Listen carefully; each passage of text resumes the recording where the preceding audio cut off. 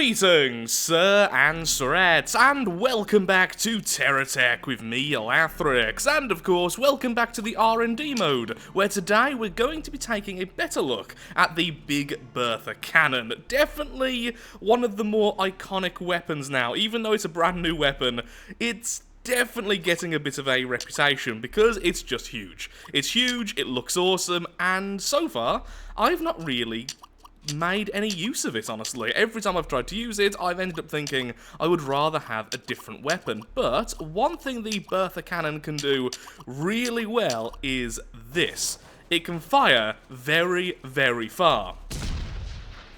As you can see, all the way over to there. Now, the problem with this is not really too much of a problem, is just that the shot itself doesn't track. You need to be incredibly accurate to actually get that shot to hit something, and normally, I'm not exactly the most accurate of people, although that was a pretty close shot, honestly.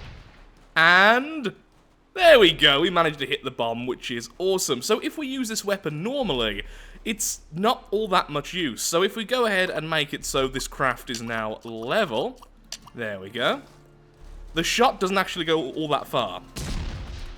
It's just like a regular cannon, and you need to be quite close to the enemy before that auto-tracking happens. So my question is, for today, can we make a long-range craft that can actually get some use out of this thing, especially with its immense range?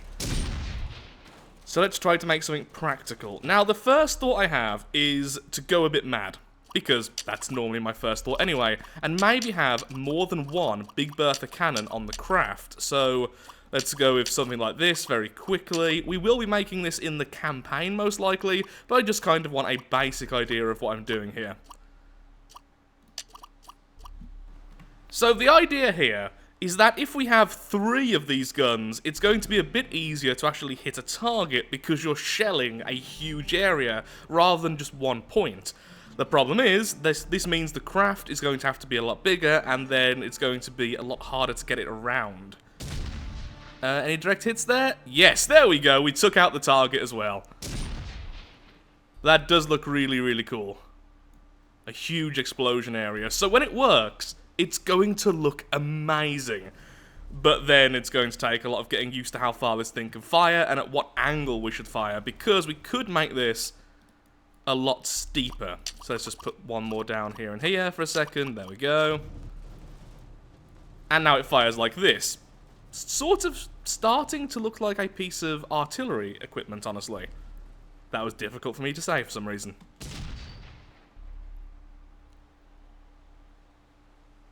Okay, I don't even know if they actually landed then. So, yeah, that is a ridiculous range, and we probably won't go that extreme. But how about if we went more extreme?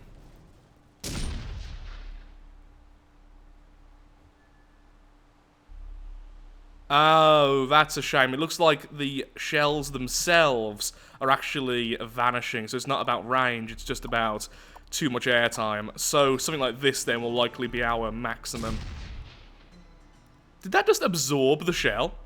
I did not know that this sign absorbed shots. Another thing we could do is we could add different weapons so that when we fire, we're hitting different locations in terms of range, because the different weapons will have different ranges to them naturally. And then that way, we're sort of carpet bombing in the general direction of the enemy, rather than relying solely on the Bertha cannons and this line of fire.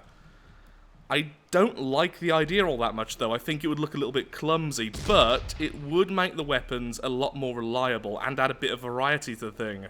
So I'm not fully against it.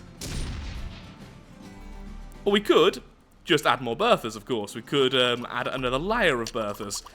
The problem is I don't know how bad the hitboxes are to work with yet. They seem to be quite good. A lot of weapons in this game have hitboxes a lot larger than you might expect. Whereas the Bertha hitbox, as I'm trying to show off here, is actually pretty much just the gun itself. The only problem is I don't know about the top of the gun. Okay, so I can't place that there. How about one higher, so like there? Okay, that's actually not too bad. So maybe have 2 or 3 layers. This is going a bit extreme, but honestly, the Bertha cannons aren't that expensive in the game. It wouldn't be that bad to purchase 9 of them. So I'm going to quickly just throw those together, and we'll see what that looks like to fire. Also, the recoil is going to be absolutely horrendous. So that's with 6. And we actually managed to hit something first try. Well, that's pretty good. I was hoping for a bit more spread, though, on the shots. I guess the problem is the ones on top are getting a slightly better angle. Well, not so much angle, they're just getting an altitude advantage. So they are still hitting reasonably together. That's a shame, because that honestly looks kind of awesome. That's better. Also, I love when they fire out of sync. But let's see how this works in close quarters. Because we are going to need that as well. Okay, it works fine against larger opponents. Let's see if I can hit this at range. Maybe if I was actually aiming at the target, that would have actually hit. I mean, it kind of hit it. Why do I keep firing to the right? Just use your eyes, Lathrix. There you go. Okay, I admit, this is really, really fun, and I think I'm falling in love with this craft, even though it's just currently in its skeleton form. Also, whoa, the shadow of the moon at night is creepy. Sounded like I was about to say a poem or something. Okay, back off. Wonderful. So, the big weakness of this, of course, is if the enemy is lower down.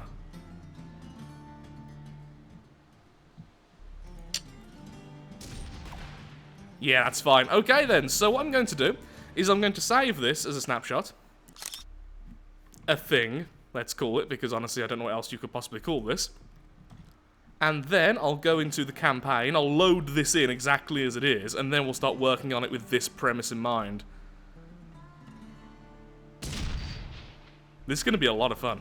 And there we are, that's the last 2 of the Bertha cannons I need. So off camera then, I was just selling some stuff and finally buying the guns. I was a little bit wrong when it came to the price of the weapons. For some reason I thought they were 30,000, which is closer to one of the other new cannons, but actually they're 43,000. Now that should be enough for me to spawn in the little thing we just made. A thing. Not a thing, just a thing. And there it is, and now in the campaign, excellent. So, it's time to make this thing a little bit more useful in the campaign, and less like this. Right now, it's just special.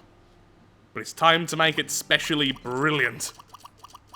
You know, that sounded really good in my head, but now I've said it out loud, my god does it sound dumb. Apparently there's an enemy over there, but I can't see them. Not the best first test. I kind of wanted to just fire at something, but nothing's really in easy-to-access areas. Let's move over to the salt flats. That way, at least, we can build on a nice flat ground.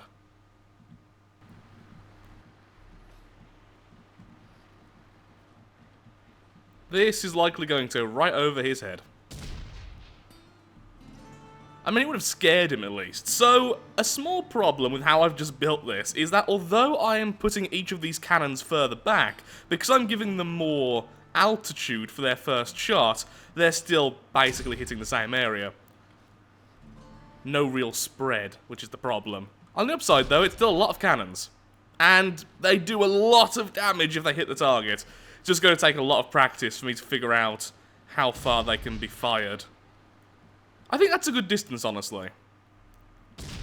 Not so far that it's massively in the distance, but far enough that the enemy won't really be attacking us before the shell hits them in the face. Which is kind of what you want from a ranged weapon, honestly. They don't get to hit you in the face, you hit them in the face, everyone's happy. Except for them, but that's the point again. Boop. Maybe if I was actually aiming at the target. This is going to take a lot of practice and me getting good at the game. I mean, I've been playing for months and months, but one day it'll happen. One day. Also, why am I moving always to the left? Have you noticed that? There's an equal number of tracks. I don't know, but now it's time to actually get building properly, so let's find out. So what I need then, first of all, is a nice power reserve. So, going to be using the Hawkeye ion batteries, honestly, purely because they look awesome. And I'll put them along the sides here. Also, we can throw away a lot of these. Let's make it all nice and symmetrical. Let's throw away all the useless beams I've added pretty much everywhere. And then, we'll see how much space we actually have on the inside. Don't any of you right now. Don't like this front section. I'll just be right back once I threw away a lot of stuff. Now, here's the thing. I've just started replacing a lot of the blocks with Hawkeye, and I've realized something. We could, instead, go for a almost completely GSO build. But at the same time, having the armor look like this, all the Hawkeye styles, and then contrasting it with the grey, I think will look really, really nice. Also, I'm just not a massive fan of how GSO looks. I don't like their standard blocks very much. Well, I do like their armor, kind of, but I think it looks a bit bland. So I think what I'm going to do is try to mix and match both of them. So we're going to have a bit of GSO armor, but then the majority of Hawkeye blocks, some of the regular GSO blocks, and just see how it goes from there. It seems like, for the sake of structural stability, this is the amount of original blocks I'm going to end up keeping, or replacing with the Hawkeye blocks. That's still a lot of internal space. We could add a load of batteries to this thing, and it'll be absolutely fine. I also think the wheel should probably go here, so let's see if we can do that. Let's just throw down some Hawkeye blocks at the back. Doesn't really matter on where we place them, really, but let's place them like this. And then we get the tank track. Put it further back.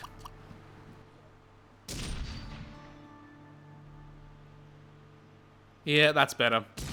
Slightly shorter range than before, but a lot more reliable in terms of at least me aiming. And now we have more tracks. The rotation speed is also a lot better. And this way, we've also kind of got the end shape, as I do want it to be wider at the front than it is at the back. Let's throw away the useless items now, which are no longer attached to the track. And now we've got the final shell for us to build on. Well, that's a floating vehicle which isn't being phased by being hit. That was pretty cool. I kind of love how this front looks, but I'm now realizing that maybe it would look a lot better if there was a bit of armor in front of the guns. You know, the really expensive things, the whole point of the craft, the guns. Yeah, maybe that would make a bit more sense now, wouldn't it? But I like how open it looks. Okay, fine, we're redoing the front. You've convinced me. You charming bugger, you. Okay, gotta admit, that does look pretty cool. Just having the barrels there stick out. However, the gun itself has that lovely plate, which kind of looks like it's being made a bit redundant. But I still like it, so I am sticking with it, so... Now, how am I going to do this corner? I honestly want this, maybe, to just be almost independent. So it doesn't look like it is attached to the side. Actually, yeah, that is what I'm going to go with, actually. Just pop these two in, there we go. Then we'll just grab one of the smaller armor plates and put it on its side. Happy days. And then I'm going to add some GSO armor to the front because we can. And I like the contrast.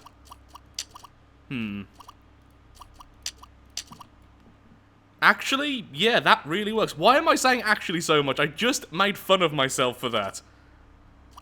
I actually made fun of myself for that. Remember, kids, Lathrix is a professional YouTuber. He does this for a living. This is his job. Actually. Okay, final problem now to fix before we start putting some batteries in and stuff is that the final row was actually misplaced a little bit. They weren't quite high enough. So this one and this one have a 1, 2, 3, 4 height difference. This one had a 1, 2, 3 height difference. So we need to remove all of this and replace it.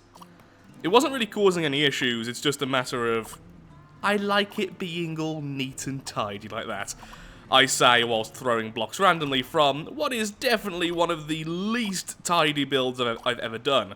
But of course, now I'm adding the outer armor, I can start removing a lot of this scaffolding from the inside anyway, so it'll start to look a lot neater anyway. That's fine, because you're just attached to the front, that's all I need. I can actually remove these two pieces, because once again, attached to the front. I can remove this one and this one. And there we go, a huge space for batteries. What are you doing there? Is that a radar? That's a radar. Now I'm looking at it, this looks quite nice, this kind of height. Maybe 6 is the way to go, but at the same time, 9 is more. And more shells equal more fun.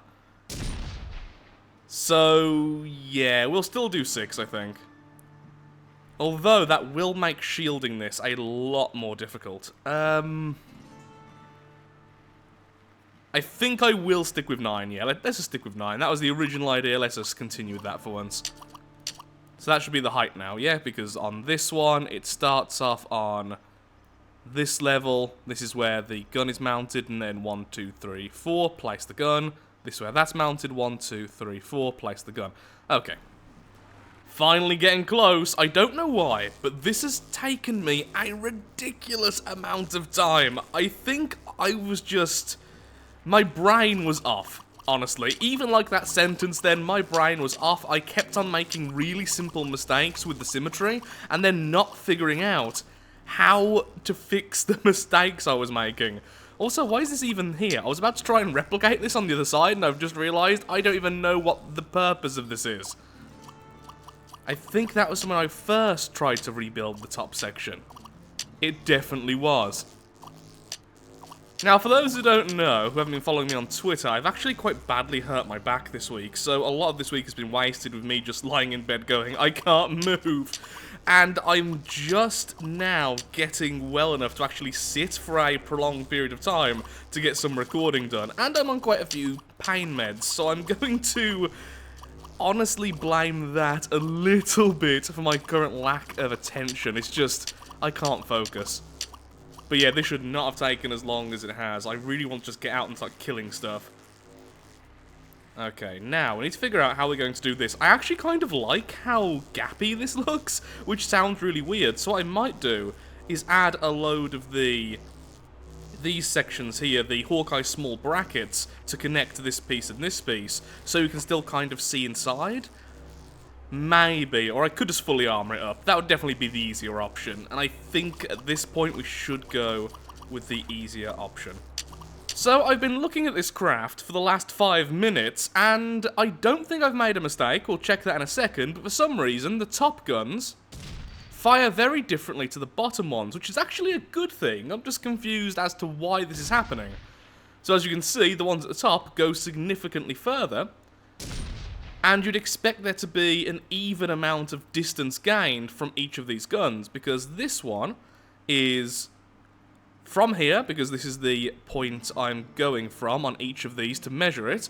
1, 2, 3, 4, 5, 6, and then this gun is placed. This gun, 1, 2, 3, 4, 5, 6. So they are all equal distances horizontally from each other, and then vertically, if we use this block again, 1, 2, 3, 4, 5, then the gun's placed. 1, 2, 3, 4, 5. Then if we follow this along, we'll see that, yep, that's where the gun's placed. So they are all equal distance from each other. Yet for some reason, the one at the back has a more significant advantage. I guess it could be because of the angle of the craft. That's all I can think of for why that is happening. I'm not particularly good with stuff like this, as you can imagine, but I mean, I don't know why it's happening, but I am happy it is happening because we are carpet bombing an area now a bit more. And that was glorious. And that's why this is going to be a vehicle I will hopefully end up using. Basic shielding now on. And the shots are now more uniform. Clearly it was just the land I was on. That's interesting. I guess it must have just been the angle. Okay, so there's an enemy over there I really want to kill in case they get too close to us, since they are using megaton cannons. And I'm now realizing that my turning is incredibly slow. I say that in almost every video now. Hello there, fellow. Do you have guns? I have guns. Oh, that was beautiful. Oh, that was beautiful, that shot. Oh, I like this vehicle already. I feel like we've got a good roster of different vehicles now, and the other episode, I think it was a few episodes ago when I kept on swapping between the vehicles during the episode, that's actually one of the most fun episodes I've had in a while in Terratech, and that's kind of what I want. I want a load of different vehicles for different situations, so when it's on a bit of flat land like this, there's huge enemies, this is when I want this vehicle to be used. Nice large targets for us to absolutely obliterate. Why do the weapons desync? I am genuinely curious. Is there a bit of randomization when it comes to their reload? Because I'm just holding down space. Nothing else. I'm just holding down the fire button. And they're going off almost random intervals. There we are. Now it looks like the guns at the back are at least still actually being held in. I think that's how we're going to leave it for now. I'm going to say this is functionally complete, but I do want to make a few changes. I want to make it lighter than it is currently. I also want to make it have some kind of decoration on the sides here and here. That's why I haven't armored it up yet. The idea is that if we add some connecting points here, we could maybe add some extra tracks to the back, or perhaps even just regular wheels, which will help with turning, and it will look like it's meant to be there rather than just clearly placed in order to increase the movement. The same also goes for the back. I want something here as well so it's not just flat, because right now I feel like it looks a bit too simplistic. Similar to the tank as well, though, which we built in the other episode. Well, the half track, I suppose. It just needs something more.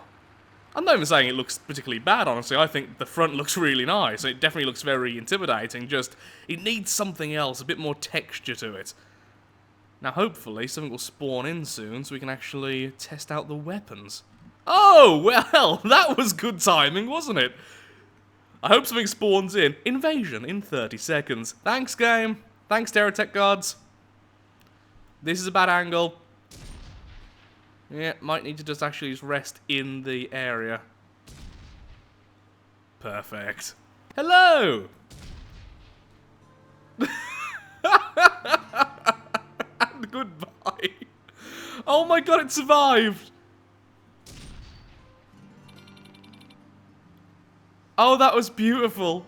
Oh, I love these guns. Even after the explosive damage thing was changed. Just 9 big Bertha cannons. Oh, that is wonderful. The problem is, because it is so many separate explosions, a lot of the items they drop will get destroyed, because one explosion will cause them to fly off, because another block's been destroyed, which was holding that block, but then the next explosion will then come along and utterly destroy everything.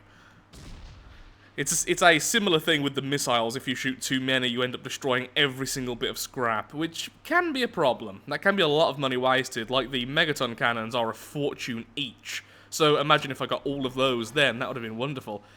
Oh look, a little tiny tech over there. Oh yeah, this turning needs to be improved. Really does. If anything gets close to this craft, we're just dead. Didn't expect that to hit, but it did. Oh look, another little one. Aha! That's a bit cheaty, though. That's a little bit cheaty, using the build beam. It kind of hit. It damaged it, at least.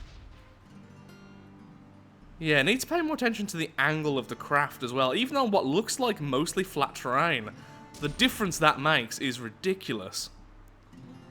Also, I need to actually aim at the target. I've heard that helps as well. There we go. Just randomly killing things for no real reason. Considering right now we are maximum XP with every single faction. Another tiny enemy I can barely see. A dead tiny enemy, and there's one over there as well. Lovely. 2 shots, 2 kills. Yep, I feel like this is going to be a really good vehicle against very strong opponents. I'm also now realizing there really isn't the need for so much armor on this thing. We could have made it way lighter. So maybe I'll just make another version. Actually, yeah, maybe that's what I'll do. I'll make another version of this craft, but smaller, maybe only 2 rows of guns, or just 1 row of guns, and then make it more agile and fast. Then that way we have yet another new vehicle we can use if we see fit. Okay, so what happens if we get too close to an enemy? Oh look, a little tiny foe. Hello. I expect you to kind of run away from me, but nope. Not even gonna fire. You have guns.